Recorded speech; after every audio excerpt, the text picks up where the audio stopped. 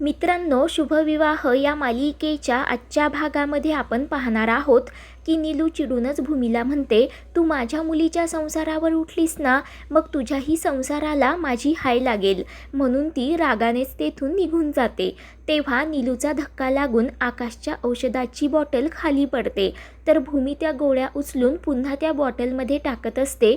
तेव्हा त्या गोळीचा कलर पाहून भूमीला तर मोठा धक्काच बसतो. तर इकडे रागिनी भूमीला आवाज देत हॉलमध्ये येते. तेव्हा मनू तिला सांगते की भूमिताई बाबांचं रुटीन चेकअप करण्यासाठी त्यांना हॉस्पिटलमध्ये घेऊन गेली आहे.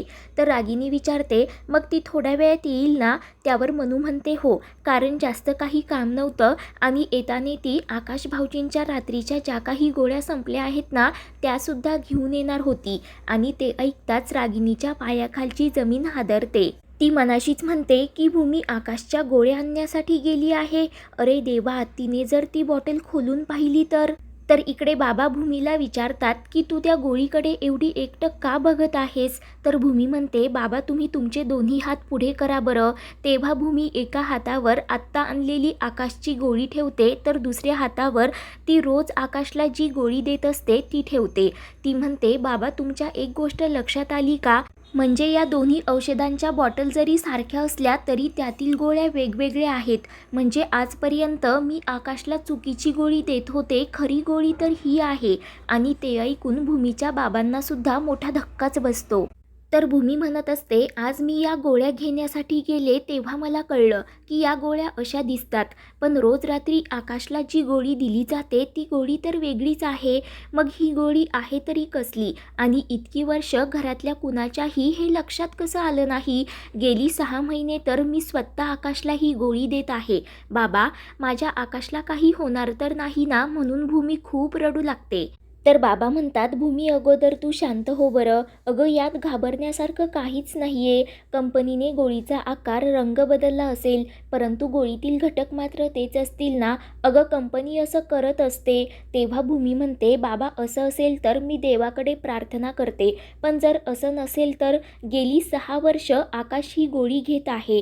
मग आकाशच्या तब्येतीसाठी ही किती मोठी रिस्क आहे. मला तर विचार करून सुद्धा फार भीती वाटत आहे. ही गोळी खरी आहे की खोटी हे आपल्याला कोण सांगेल? त्यावर बाबा म्हणतात, भूमी जर तुला शंका येत असेल ना, तर या शंकेचं निरसन तर व्हायलाच हवं. आपण ना डॉक्टर वर्तकांकडे जाऊयात. तर भूमी म्हणते, हो डॉक्टर वर्तकांकडे तर जायलाच हवं. माझा त्यांच्यावर पूर्णपणे विश्वास आहे. म्हणून भूमी त्या दोनही गोळ्यांच्या बॉटल पर्समध्ये ठेवते आणि बाबा व भूमी डॉक्टर वर्तकांकडे जाण्यासाठी निघतात.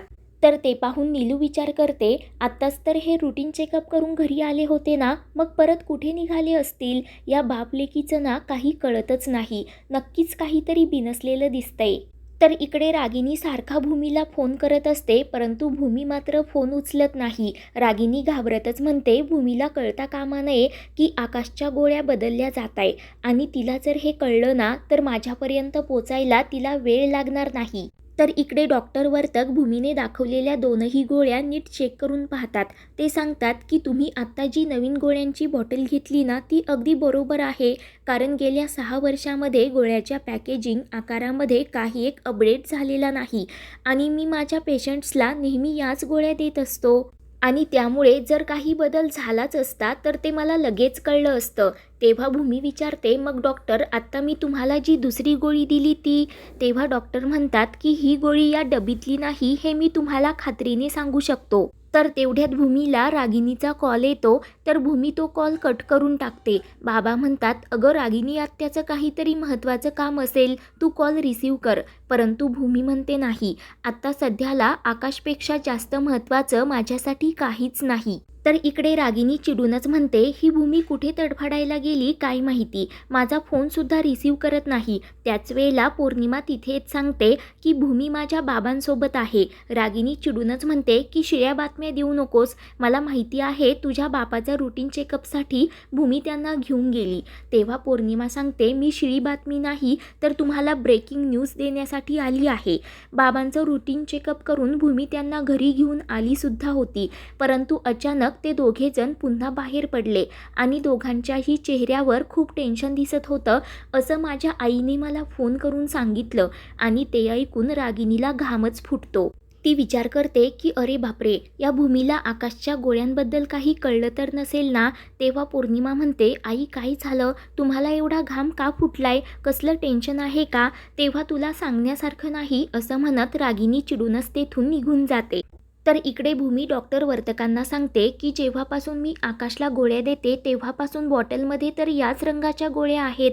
डॉक्टर म्हणतात कमालच आहे. याचा अर्थ जेव्हा या गोळ्या घरी नेल्या जातात तेव्हा कोणीतरी या गोळ्या बदलून त्या बॉटलमध्ये दुसऱ्या गोळ्या भरवतं आणि त्याच आकाशला दिल्या जातात.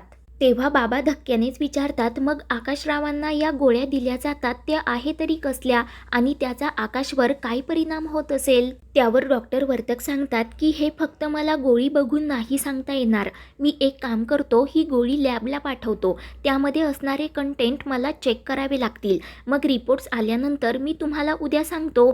त्यावर भूमी म्हणते, डॉक्टर प्लीज उद्या नाही आजच. तर डॉक्टर म्हणतात ठीक आहे, मी प्रयत्न करतो, परंतु सध्या तरी ही गोळी आकाशला देऊ नका आणि रिपोर्ट येईपर्यंत दुसरी कुठलीही गोळी तुम्ही आकाशला देऊ नका. त्यानंतर भूमी घरी येते. तेव्हा रागिनी तिला विचारते, काय ग, मी केव्हाची तुला कॉल करत आहे पण तू नेहमीप्रमाणे उचलला नाहीस.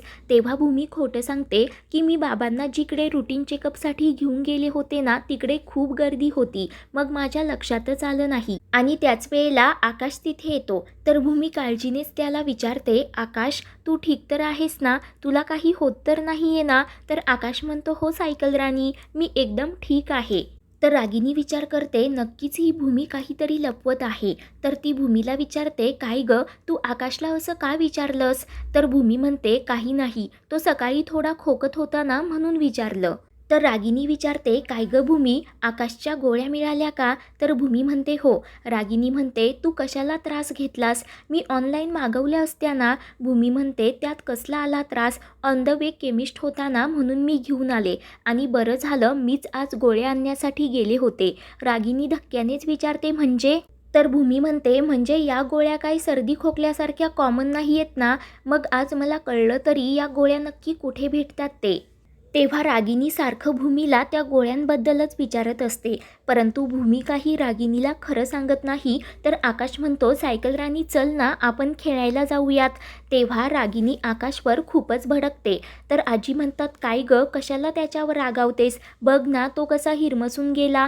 तेव्हा रागिनी स्वतःला भानावर आणत म्हणते, आकाश बाळा, भूमी आत्ताच बाहेरून आली की नाही, मग तिला काहीतरी खाऊ देत आणि मी भूमीसाठी गरम गरम खीरसुद्धा बनवली आहे. भूमी तू फ्रेश हो आणि ती खीर खाऊन घे.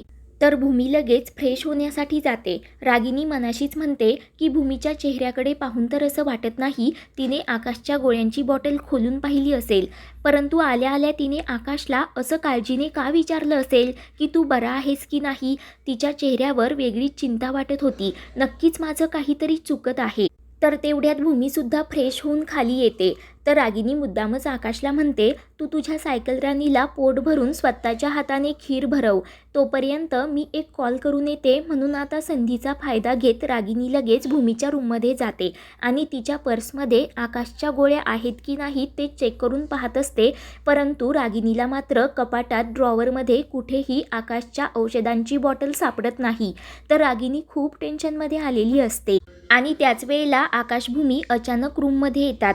रागिनीला तिथे पाहून आणि सगळी रूम अस्ताव्यस्त झालेली पाहून भूमीला तर मोठा धक्काच बसतो. तर पुढील भागामध्ये डॉक्टर वर्तक भूमीला सांगतात की आकाशला तुम्ही ज्या गोळ्या देत आहात ना त्या त्याला बरं करण्याऐवजी आणखी आजारी करत आहेत. कोणीतरी हे मुद्दाम करते आणि ते ऐकून घरातील सर्वांनाच मोठा धक्का बसतो. तर भूमी म्हणते, कोण गोळ्या बदलत आहे ते मी शोधून काढणारच. पुढील भागांच्या अपडेटसाठी चॅनलला सबस्क्राईब करा.